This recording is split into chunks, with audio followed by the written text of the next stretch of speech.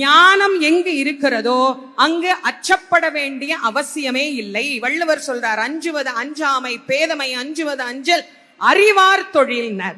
அறிவை தாண்டி ஞானம் என்பதற்கு நாம் வந்து விட்டோமேயானால் நிச்சயமாக எதற்கும் பயப்பட வேண்டிய அவசியமே இல்லை அப்படிங்கிறத முருகப்பெருமான் தெளிவுபடுத்துகிறார். அந்த ஞானத்தை நமக்கு தரக்கூடிய வேலை முருகன் கையில் ஆயுதமாக வைத்திருக்கிறார். எதற்காக? பக்தனுக்கு துயரம் வந்தால் அழிப்பதற்காக, பக்தனுக்கு பயம் வந்தால் அதிலிருந்து அவனை காப்பாற்றுவதற்காக. அது 2 in 1.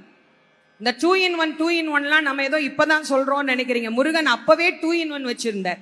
இப்ப இங்க பாரு, உனக்கு பிரச்சனைன்னு வருதா, என்னுடைய வேல் உன்னை அரணாக பாதுகாக்கும். உனக்கு பயம் வருதா, உன்னை கட்டி அணைத்து அது பாதுகாத்துக் கொள்ளும். எதற்கும் நீ அஞ்ச வேண்டாம். என்னுடைய திருவடியை பிடித்தவனுக்கு வாழ்க்கையில் எந்த துயரும் வராது. அதற்கு வேலும் மயிலும் உறுதுணையாக இருக்கும்